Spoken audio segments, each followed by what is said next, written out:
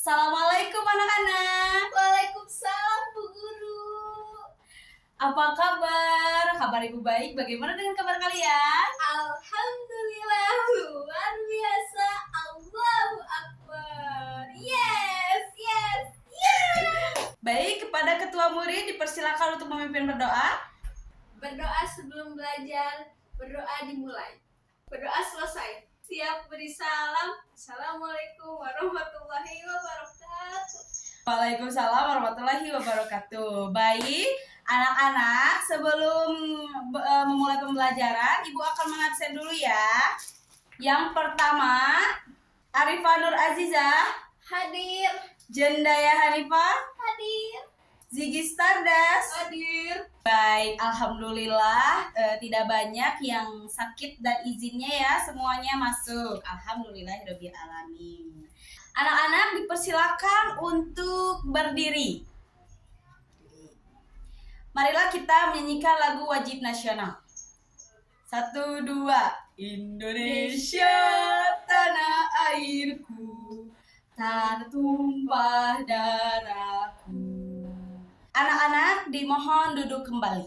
Pada hari ini kita akan membahas tentang metamorfosis ya anak-anak. Perhatikan di sini ada gambar yang ibu siapkan.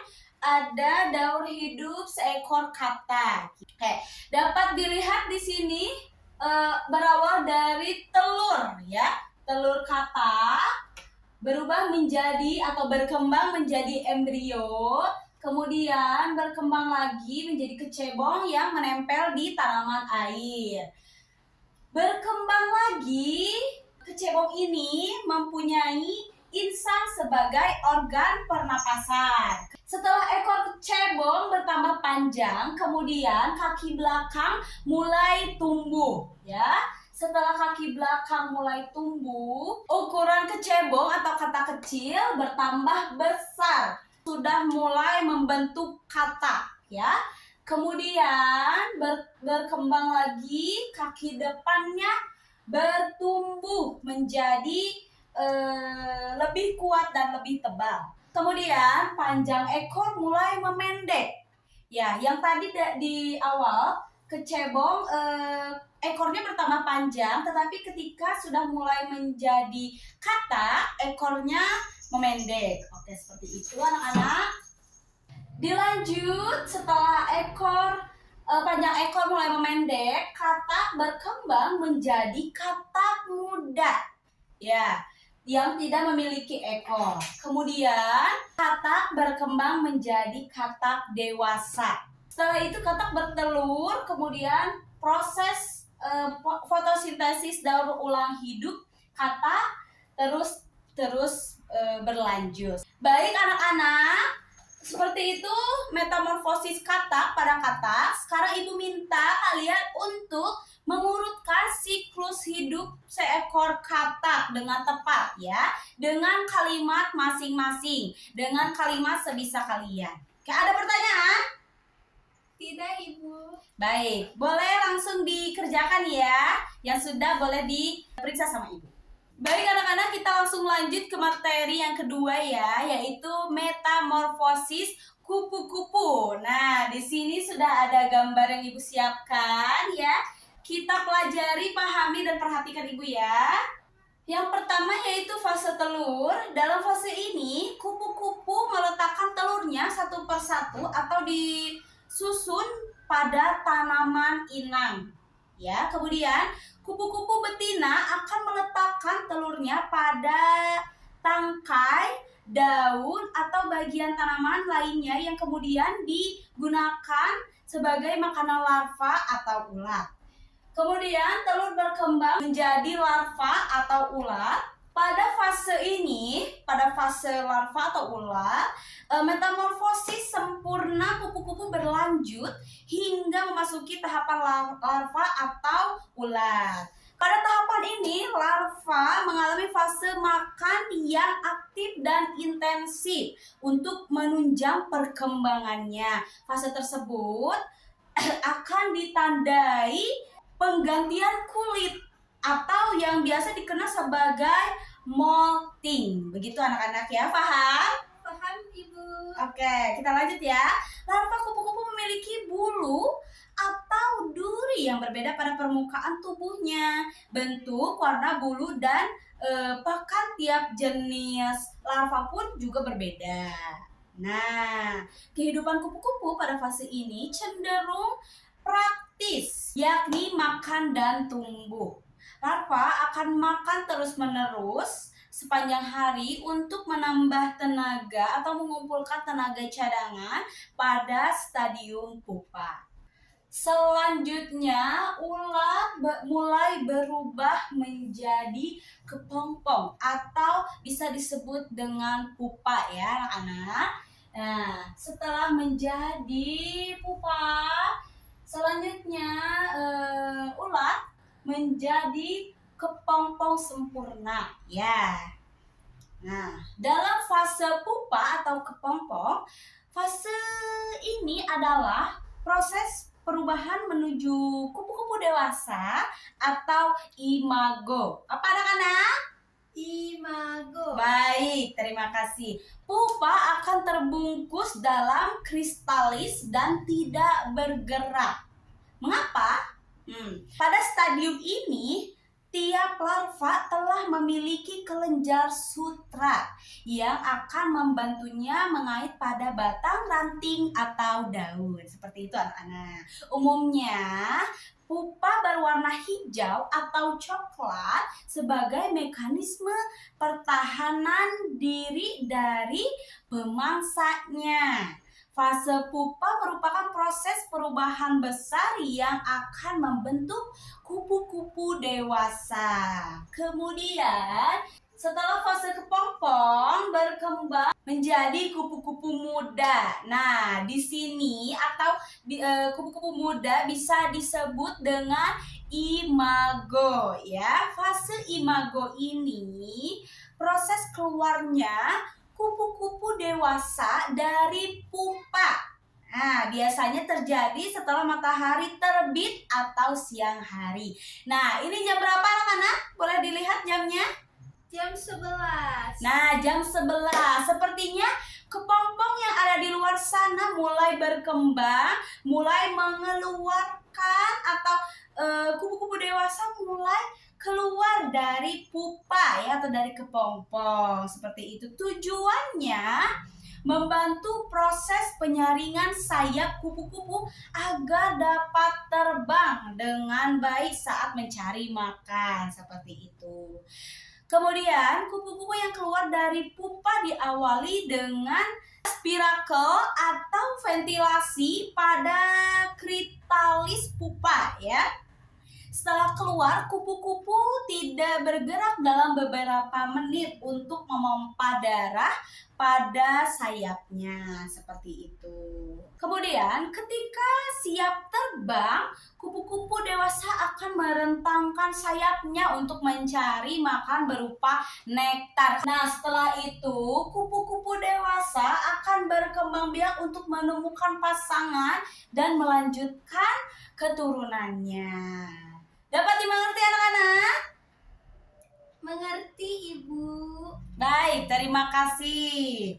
Nah, untuk siklus hidup kupu-kupu seperti itu, coba Ibu minta lagi kalian untuk mengerjakan tugas mengurutkan siklus hidup kepompong atau kupu-kupu secara tepat dengan kalimat kalian sendiri. Oke, baik anak-anak? Baik, Bu. Ya, yang sudah boleh dikumpulkan. Terima kasih anak-anak sudah mengerjakan tugas yang Ibu berikan. Sekarang kita akan membagi kelompok ya.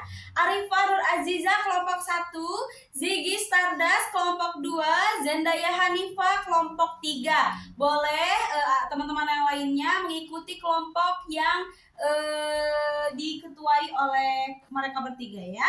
Coba satu kelompoknya buat 6 orang ya anak-anak. Baik, dimulai. Baik anak-anak, coba perkenalkan dulu ya. Kelompok 1, nama kelompoknya apa? Butterfly. Baik, bagus. Kelompok 2, nama kelompoknya apa? Cat. Oke, cat. Yang semangat dong Ziggy Stardust. Oke. Kelompok 3, apa Zendaya nama kelompoknya?